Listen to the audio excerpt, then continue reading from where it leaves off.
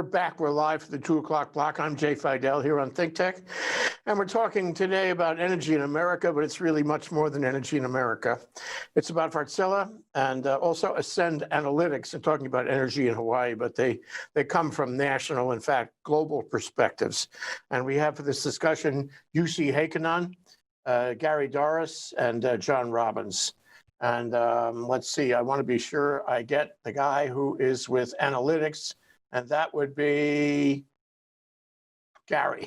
Okay. And Jussi and John are both from Wärtsilä. So Jussi, tell us, in general terms, the size and scope of Wärtsilä. It's huge, it's global, and it's been around 180 years.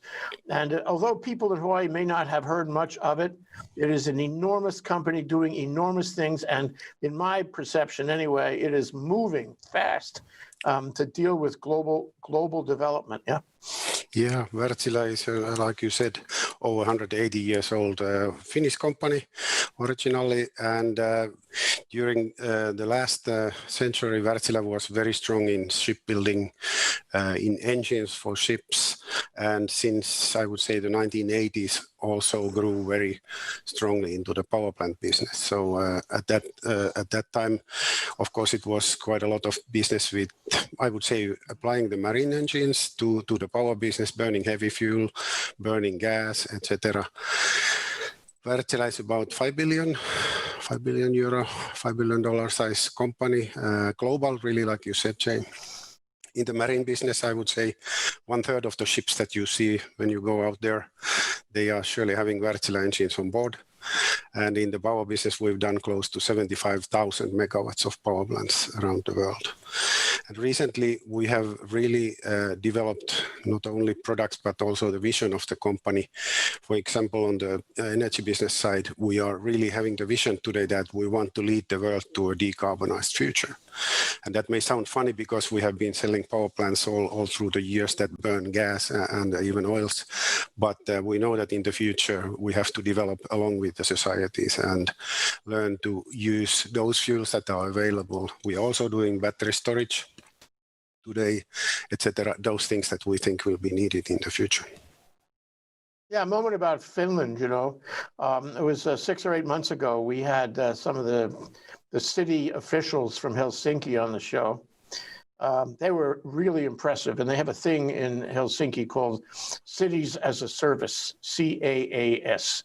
Very successful. And I think it's sort of an exemplar of how the Finns, are these days. They're global, they're efficient, they're very advanced. They're pioneers in so many things, and certainly Wärtsilä has done that. I mean, I've seen the pictures of the various ships and marine ships that you make, and they are very advanced. They're all over the world. Every kind of ship, every kind of floating ship you could ever see, they're all there, and they're populated everywhere.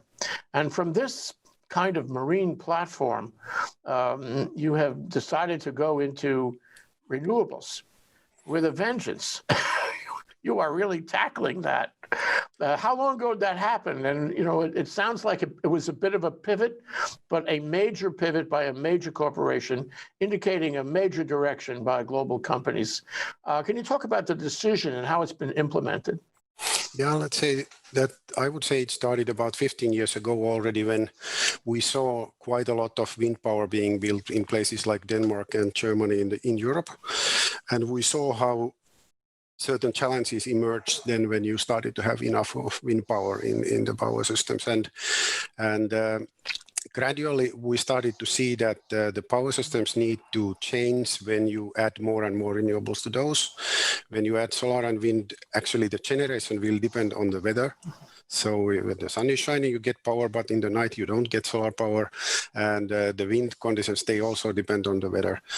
So we saw that operating those power systems, they will bring new challenges, and the traditional power systems, which typically consist of large, centralized, quite inflexible power plants that you start and then you run them a year or so, and then you do maintenance. I mean, nuclear, coal, large gas plants, etc.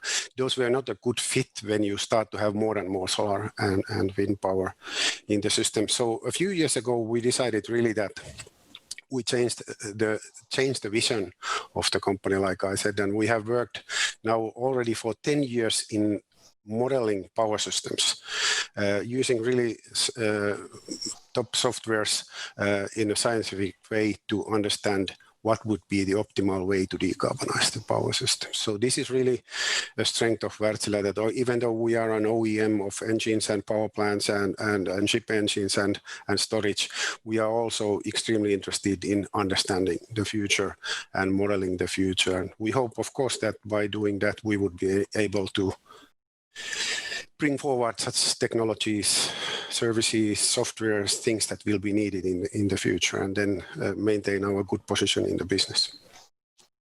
Well, I looked at your website. It's very impressive. Of course, it's impressive on the marine end, but it's because that's, that was your calling for, many years, yeah. Many Still is. years. And still is, yeah, you're everywhere. But I looked at your energy, the energy side of your website, and that's also very impressive. You're all over the world. You're in 50 countries. You have projects going on everywhere. And what touched me was that it's not that you have one single system that you drop in a given location. You're always sensitive to what resources are available in that location, what the needs are in that location, or how you can put it together best for that place, which I think is really important. And that's the secret sauce, as far as I can see. So now when we say that you're the Director of Growth and Development at Wärtsilä Energy, is that a global title? Are you the man, Jussi? This is an Americas title. I'm heading this function for the area of Americas, which is South and North and Central America and Caribbean. So this is the title, and this job contains all these modeling aspects. It contains market development, talking to politicians, etc.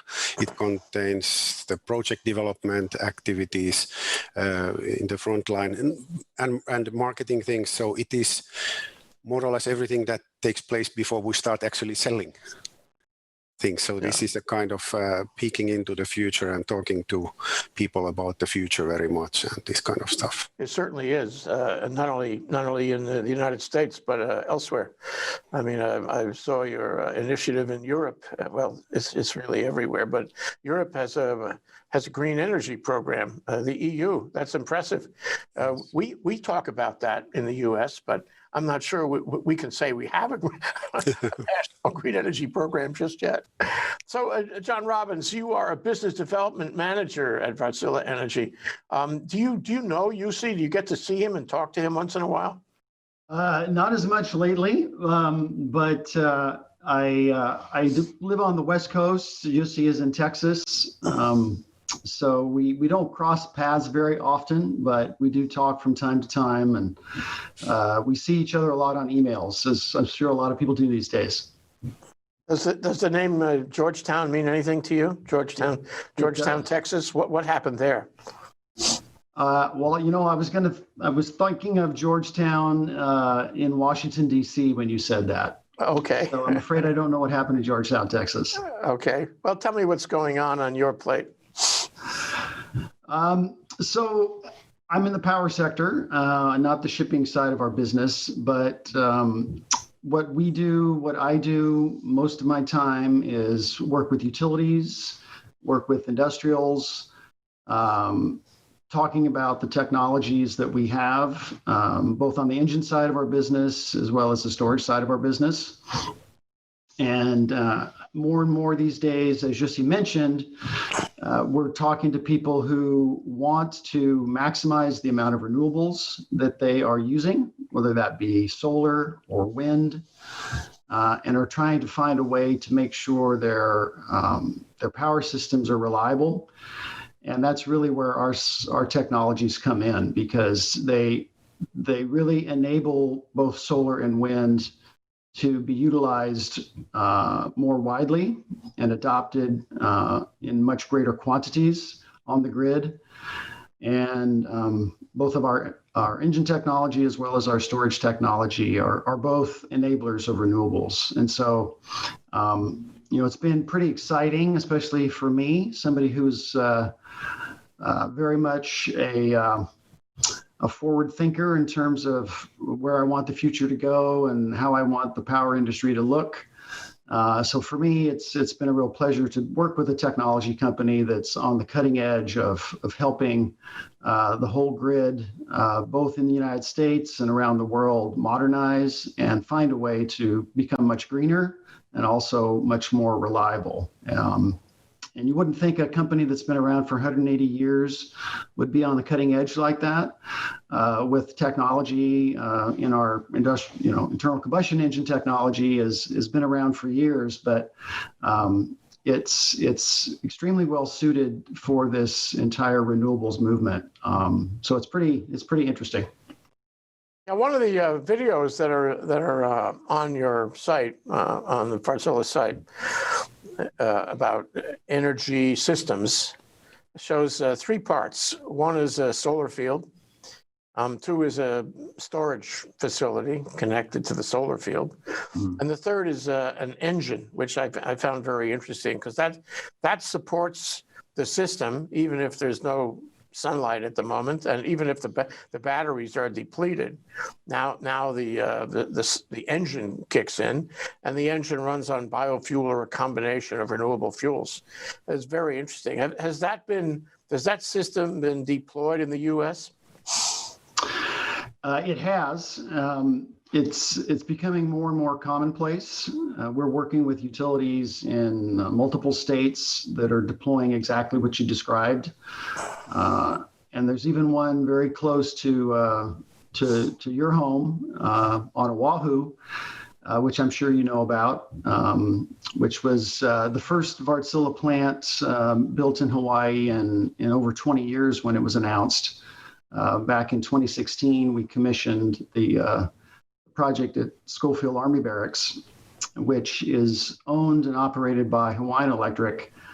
But it was chosen by Hawaiian Electric. Our technology was chosen because they wanted to find a way to maximize the amount of solar, maximize the amount of wind, and make sure that the grid was stable whenever they did that.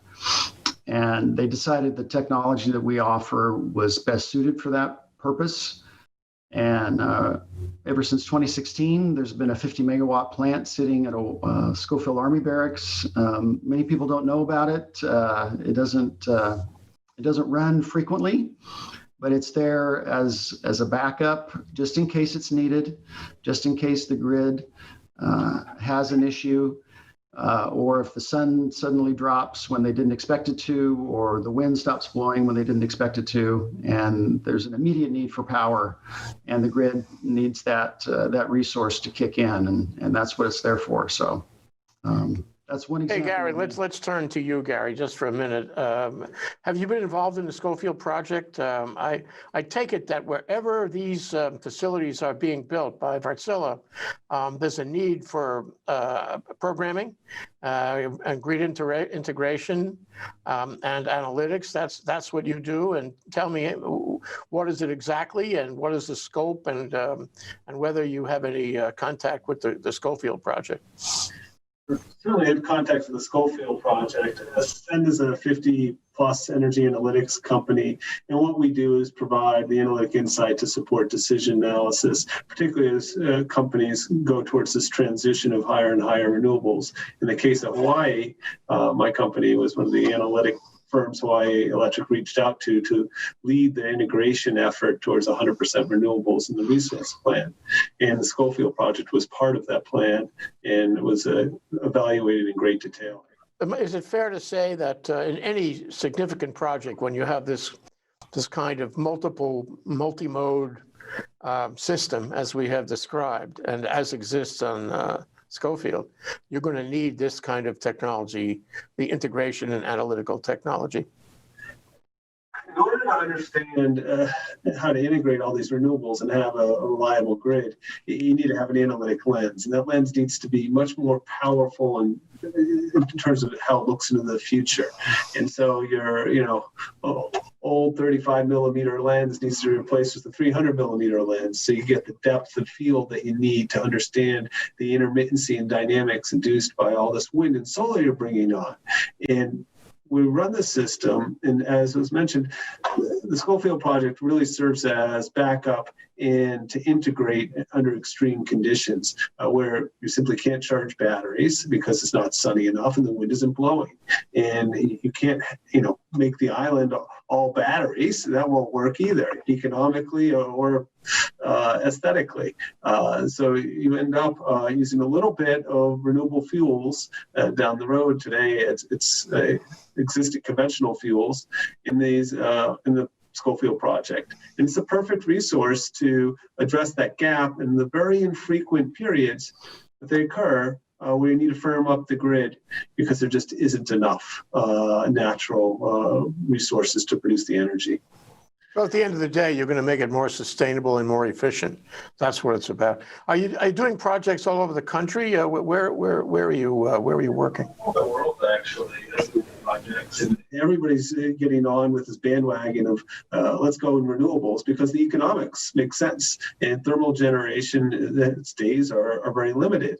Wärtsilä uniquely fits in the Schofield very neatly into this transition towards 100% because you need some backup thermal just in case, and it has to be highly flexible without a startup or shutdown costs, like your car engine. Conventional generation just doesn't move up fast enough. It has too much cost. So when we look at minimizing costs for this renewable future, typically we're finding more flexible resources like Wärtsilä's have a role, albeit a small but important role in this future.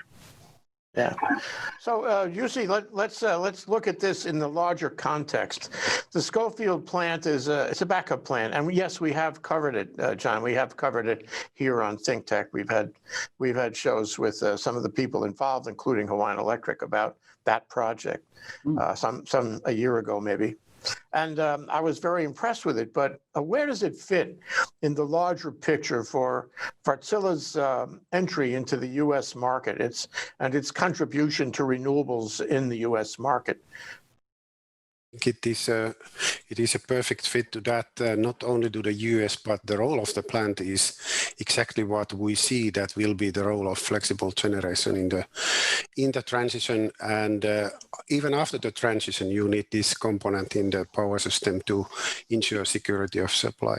So globally, like Gary said, many countries, nations, states, regions, even companies have set already goals to decarbonize. There's always a year, 2040 or 50 or so involved.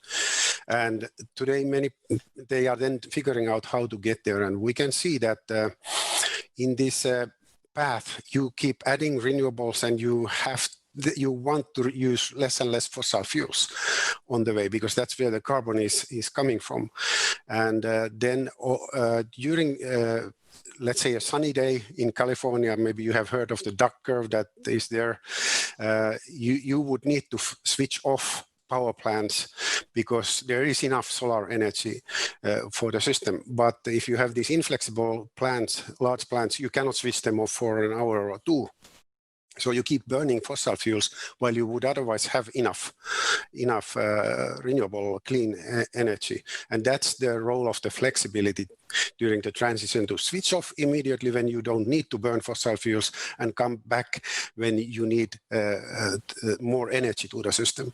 Gradually, when you go closer to the totally decarbonized power system, you run less and less, and it is like already here discussed that when the weather then behaves abnormally, let's say there's a rainy period a longer time and there's simply not coming enough energy from the solar and wind side, then you produce electricity with these plants. And like our plants today, they are capable of burning all the synthetic carbon neutral fuels, and we have announced in May this year that we will burn 100% hydrogen, pure hydrogen in our engines soon.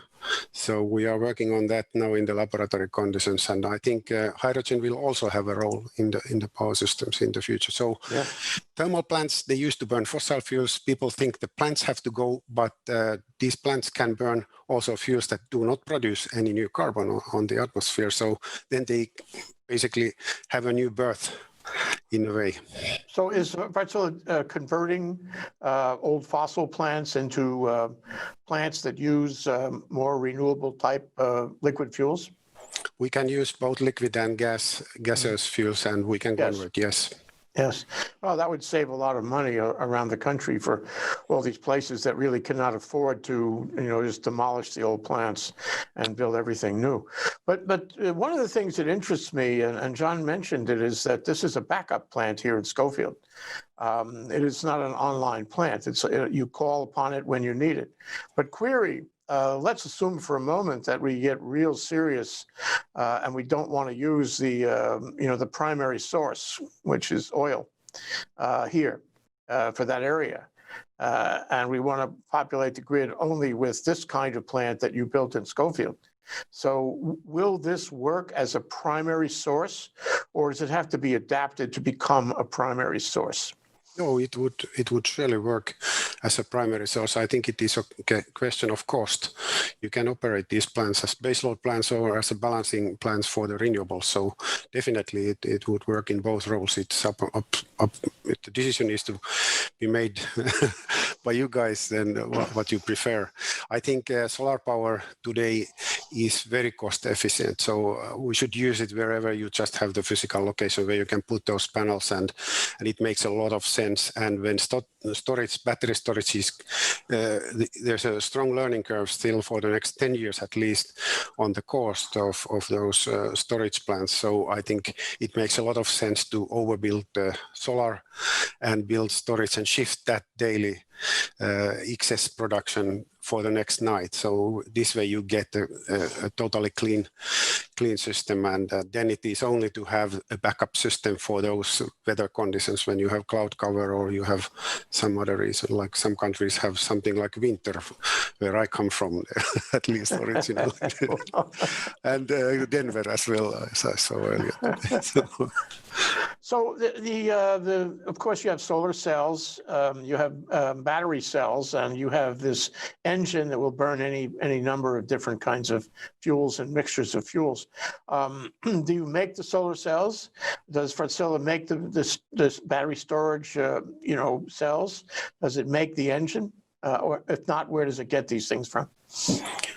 The engines are our own design from scratch. So we have been making engines since 1942, I think, in Wärtsilä, and the solar panels or batteries we do not manufacture, but we are integrating systems, then power systems, power plants, etc., to serve as balancing functions, and even baseload plants.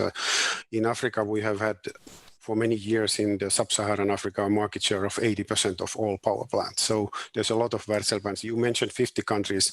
That's where the company has its own offices and locations, but actually we have built power plants in more than 180 countries. So there is only, I think, 12 places in the world where we have not.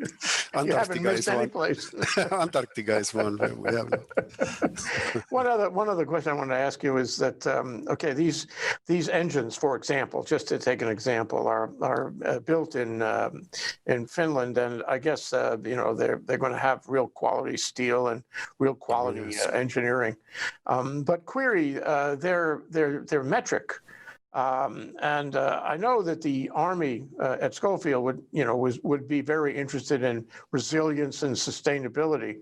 But if a piece went out in that engineering, in that engine, and it's metric, how would Wärtsilä replace that over the miles?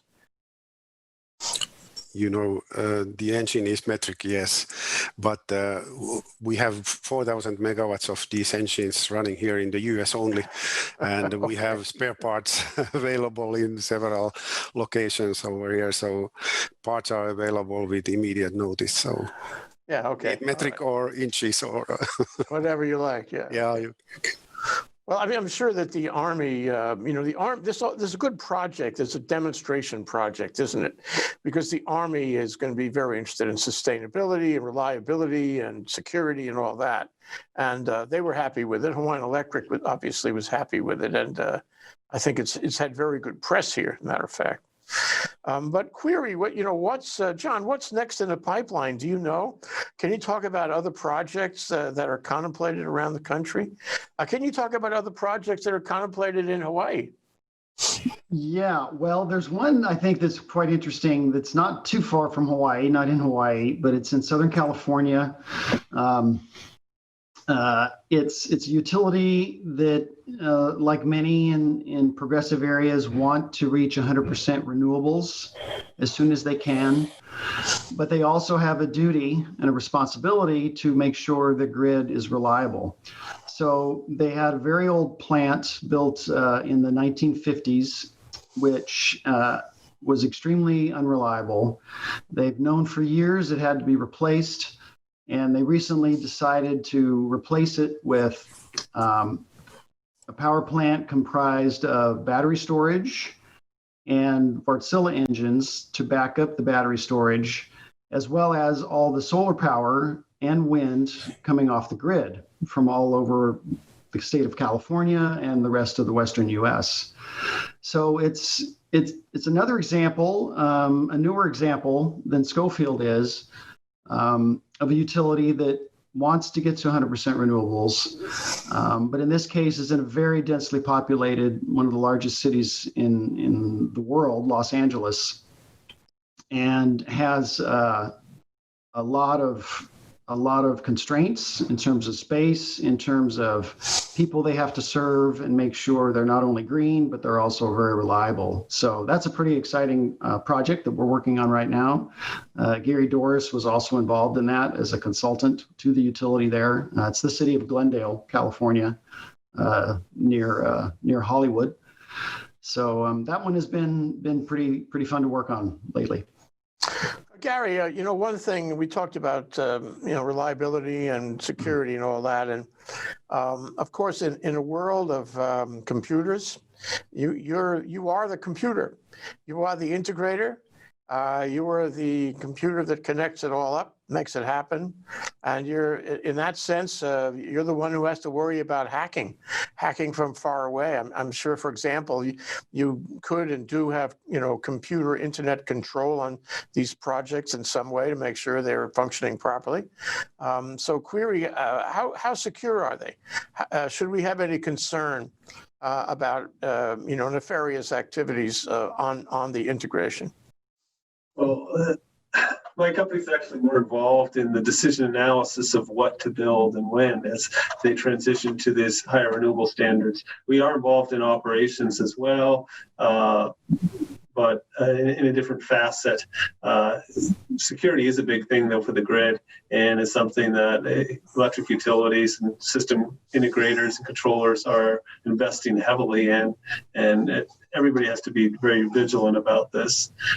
In terms of decision analysis, what I think is interesting is both Hawaii and Glendale are faced with the decision. We want to go to renewables. We want to get there quickly. Why should we build this internal combustion engine? This sends us back in time.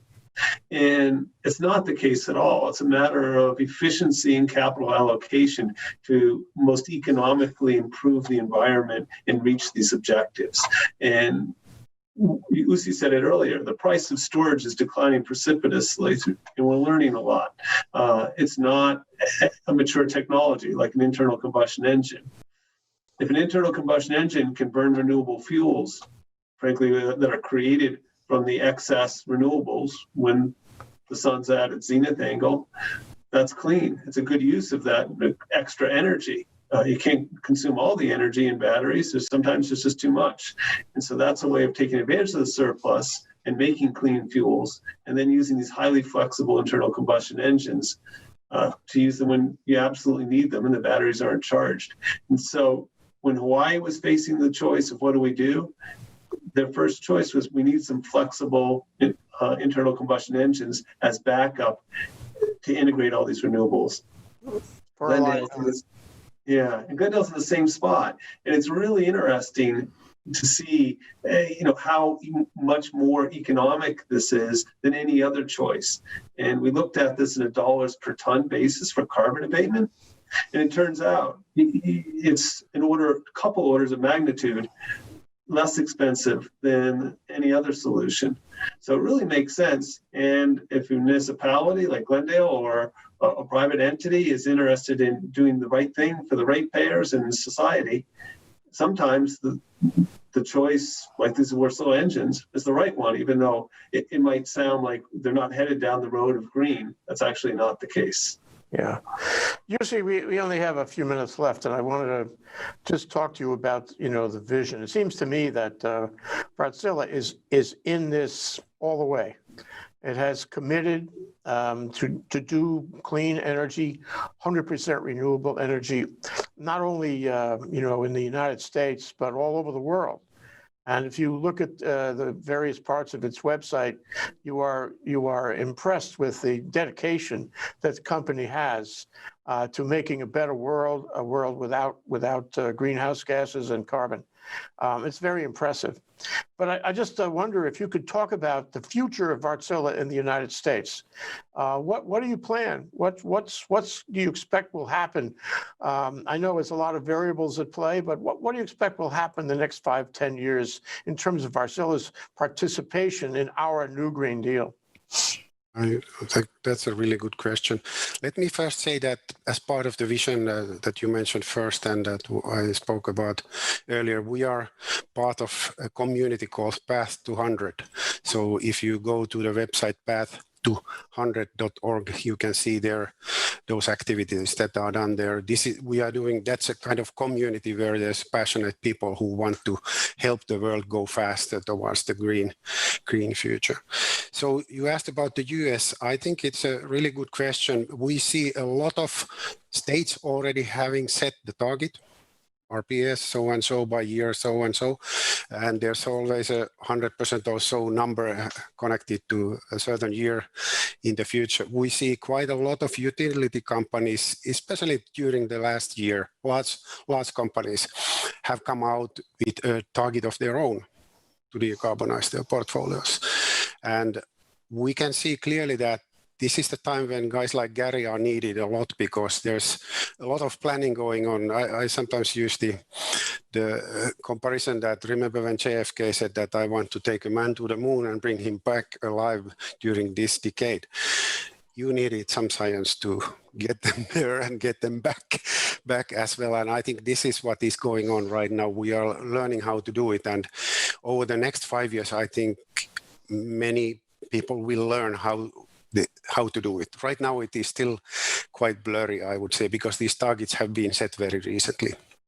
But I think in the next 5 years, people will figure it out. And for us, we can see a lot happening on the storage side already. There's a lot of real projects every week, something happening on the storage side, while we still need a few years, I think, before the market is ready for the total solution where these flexible plants are kind of replacing the inflexible infra gradually of the system and then becoming those plants that use less and less fossil fuels over the years and later on then are converted to these carbon neutral fuels. So we see a storage business happening, and when these strategies come in place, new portfolio plans, etc., then we see a snowball effect coming also for the flexible power plants. John and I talked about, we just touched on it, but where does Hawaii fit in all this?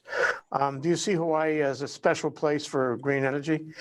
See it as a special place for this kind of project, this kind of combination of energy resources? If you ask me, I think pretty much on top of of the pack, because you have set targets, and guys like Gary have really modeled in depth how to do it, how to get there. So you have really already a plan. California is also moving very strongly forward, but the plan is still in the shaping. There's a lot of discussion of these fuels. You already chose that you have liquid fuel, which is a bio-based fuel in the system. So it is already a solution for that. While now there's a lot of discussion whether it should be hydrogen or synthetic methane to put in the natural gas grid, etc. I think these things will be cleared out in the next few years, and then much faster movement towards the targets will start to happen. We'll all be watching. Gary, is there anything you want to add before we close? No, it's an exciting future, this transition to renewables. And I didn't think it would occur so quickly, but suddenly we see the cost of renewables is outpacing thermal generation. And we need to figure out how to take advantage of these economic and clean opportunities. And some of this is taking advantage of the technological innovations. And John, anything you'd like to add before we close? Well, I want to salute Hawaii for leading the country in reaching for high renewable goals. A lot of people are following you now, and thanks for setting the example. And thanks for coming on the show. Jussi, Gary, John, really appreciate you being here. We've been hoping for the show for a long time. We are delighted to see you here and delighted to have this conversation. All the best to all of you.